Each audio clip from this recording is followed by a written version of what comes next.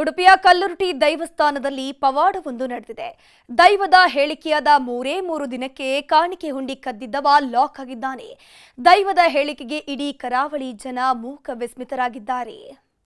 ಕರಾವಳಿಯ ದೈವಗಳು ಅಂದ್ರೆ ತುಳುವರ ಪಾಲಿನ ಧೈರ್ಯ, ಶಕ್ತಿ, ನಂಬಿಕೆ. ದೈವಗಳನ್ನ ನಂಬಿದವರು ಕೆಡುಕು ಕಂಡ ಇತಿಹಾಸವೇ ಇಲ್ಲ.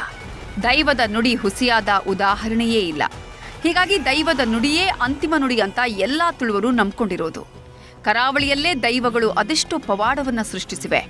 ಇವತ್ತಿಗೂ ವಿಸ್ಮಯಗಳನ್ನ ಸೃಷ್ಟಿ ಮಾಡ್ತಾನೇ ಇವೆ. ಈಗ ಕಲ್ಲುರ್ಟಿ ದೇಗುಲದಲ್ಲಿ ನಡೆದ ಪವಾಡವೊಂದು ಇಡೀ ಕರಾವಳಿ ಜನರನ್ನೇ ಚಕಿತರನ್ನಾಗಿಸಿದೆ. ದೈವ ಹೇಳಿದ ಮಾತು 2 ದಿನದಲ್ಲಿ ನಿಜವಾಗಿದೆ. ಹುಂಡಿ ಕದ್ದ ಕಳ್ಳ ಅಭಯ ಕೊಟ್ಟಿತ್ತು ದೈವ. ಜಸ್ಟ್ 3 ದಿನ ಖದೀಮ ಲಾಕ್, ಕಲ್ಲುರ್ಟಿ ಪವಾಡ. ಉಡುಪಿ ಹಾಗೂ ಮಂಗಳೂರಲ್ಲಿ ಅದೆಷ್ಟೋ ದೈವದ ಸನ್ನಿಧಾನಗಳಿವೆ.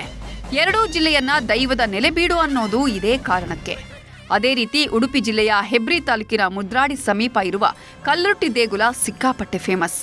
ನಿತ್ಯವೂ ಸಾವಿರಾರು ಭಕ್ತರು ಬಂದು ದೈವದ ಕೃಪೆಗೆ ಪಾತ್ರರಾಗ್ತಾರೆ. ಆದರೆ ಇಂತಹ ಆದಿಶಕ್ತಿ ದೇಗುಲದಲ್ಲೇ ಖದೀಮನೊಬ್ಬ ಕೈಚಳಕ ತೋರಿಸಿದ್ದ.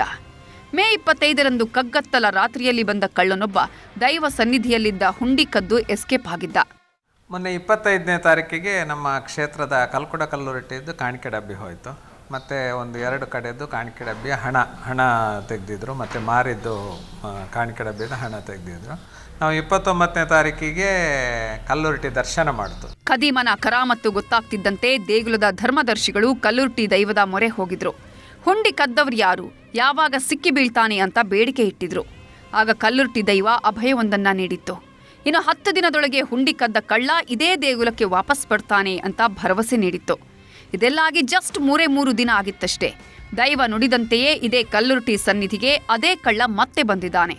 ಹುಂಡಿಯಲ್ಲಿದ್ದ ಹಣ ತಗೊಂಡು ವಿಚಿತ್ರವಾಗಿ ವರ್ತಿಸ್ತಿದ್ದ. ಇದನ್ನ ಗಮನಿಸಿದ ಸ್ಥಳೀಯರು ಹಿಡಿಯಲು ಹೋದ್ರೆ ಕಾಡಲ್ಲಿ ಕಣ್ಮರೆಯಾಗಿದ್ದ. ಹೀಗಾಗಿ ಪೊಲೀಸರಿಗೆ ವಿಷಯ ತಿಳಿಸಿ ಮೂಲೆ ಜಾಲಾಡಿದಾಗ ಆಗುಂಬೆ ಚೆಕ್ ಪೋಸ್ಟ್ ಬಳಿ ಸಿಕ್ಕಿ ಬಿದ್ದಿದ್ದಾನೆ. ನಾವು ನೈಟ್ ಈಚೆ ಬರುವಾಗ ಅವ ಒಳಗೋಗಿದ್ದವು. ಕಳ್ಳ ಥರ ಮಾಡಿದ. ನಮಗೆ ರಪ್ಪ ಗೊತ್ತಾಯ್ತು, ಆ ದೂರದಲ್ಲಿ ಬರುವಾಗ ಇವನು ಕಳ್ಳನೆ ಅಂತ ಹೇಳಿದೆ ನಾನು. ಮತ್ತೆ ನಮ್ಮನ್ನು ಅಲ್ಲಿ ಬರುವಾಗ ರಪ್ಪ ಬೈಕ್ ಸ್ಟಾರ್ಟ್ ಮಾಡಿ ಸೀದಾ ಹೊರಟ. ರಪ್ಪ ಸ್ಟಾರ್ಟ್ ಮಾಡಿ ಹೊರಟ. ಅಲ್ಲಿ ಹೋಗಾಗ ಆಗುಂಬೆಯಲ್ಲಿ ಜಂಕ್ಷನಲ್ಲಿ ಇದು ಇತ್ತು ಗೇಟಲ್ಲಿ. ಅಲ್ಲಿ ಹೋದ್ಮೇಲೆ ಅವನಿ ಸಿಕ್ಕಿದ. ದೇವಸ್ಥಾನ ಅಂದರೆ ತುಂಬ ನಮಗೆ ಸಹ ಆಗಿದೆ. ಒಳ್ಳೆ ಪವಾಡ ಉಂಟು ಸರ್. ಒಟ್ನಲ್ಲಿ ಮತ್ತೆ ದೈವದ ಪವಾಡಗಳು ಸಾಬೀತಾಗ್ತಿದ್ದು ದೈವದ ಮಹಿಮೆಗೆ ಇಡೀ ಊರಿಗೆ ಊರೇ ಬೆರಗಾಗಿದೆ.